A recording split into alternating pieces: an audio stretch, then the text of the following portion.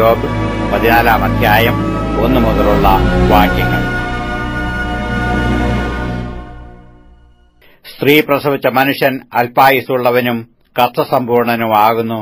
അവൻ പൂ പോലെ വീടർന്നു പൊഴിഞ്ഞു പോകുന്നു, നിലനിൽക്കാതെ നിഴൽ പോലെ ഓടിപ്പോകുന്നു. അവന്റെ നേരെയോ തൃക്കണ്ണും ഇഴിക്കുന്നത്, എന്നെയോ നീ ന്യായവിസ്താരത്തിലേക്ക് വരുത്തുന്നത്. അശുദ്ധനിൽ നിന്ന് ജനിച്ച വിശുദ്ധനുണ്ടോ? ഒരുത്തനുമില്ല. അവന്റെ ജീവകാലത്തിനു അവധിയുണ്ടല്ലോ. അവന്റെ മാസങ്ങളുടെ എണ്ണം നിന്റെ പക്കൽ. അവന് ലംഘിച്ചുകൂടാത്ത അതിർ നീ വെച്ചിരിക്കുന്നു.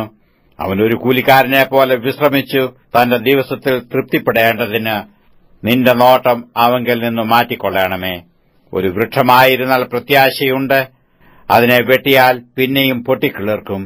അത് ഇളംകൊമ്പുകൾ വിടാതിരിക്കേയില്ല. അതിന്റെ വേർ നിലത്ത് പഴകിയാലും അതിന്റെ കുറ്റി മണ്ണിൽ കെട്ടുപോയാലും വെള്ളത്തിന്റെ ഗന്ധം കൊണ്ട് അത് കിളിർക്കും. ഒരു തൈ പോലെ തളിർവിടും. പുരുഷനോ മരിച്ചാൽ ദ്രവിച്ചു പോകുന്നു. മനുഷ്യൻ പ്രാണനെ വിട്ടാൽ പിന്നെ അവൻ എവിടെ? സമുദ്രത്തിലെ വെള്ളം പോയിപ്പോകും പോലെയും ആറു വറ്റി ഉണങ്ങിപ്പോകും പോലെയും മനുഷ്യൻ കിടന്നിട്ട് എഴുന്നേൽക്കുന്നില്ല. ആകാശം ഇല്ലാതെയാകും വരെ അവർ ഉണരുന്നില്ല. ഉറക്കത്തിൽ നിന്ന് ജാഗരിക്കുന്നതുമില്ല. നീ എന്നെ പാതാളത്തിൽ മറച്ചുവെക്കുകയും നിന്റെ കോപം കഴിയുവോളം എന്നെ ഒളിപ്പിക്കുകയും എനിക്കൊരവധി നിശ്ചയിച്ചു എന്നെ ഓർക്കുകയും ചെയ്തുവെങ്കിൽ കൊള്ളായിരുന്നു. മനുഷ്യൻ മരിച്ചാൽ വീണ്ടും ജീവിക്കുമോ?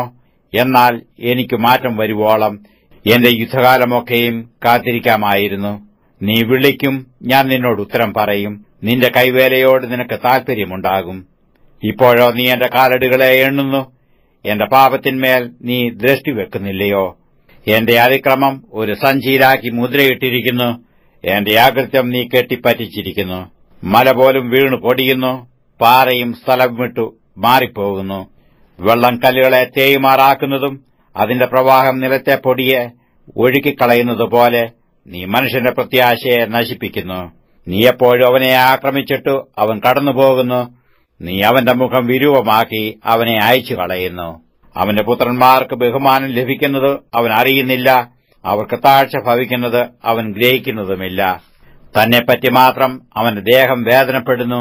തന്നെക്കുറിച്ചത്രേ അവന്റെ ഉള്ളം ദുഃഖിക്കുന്നു.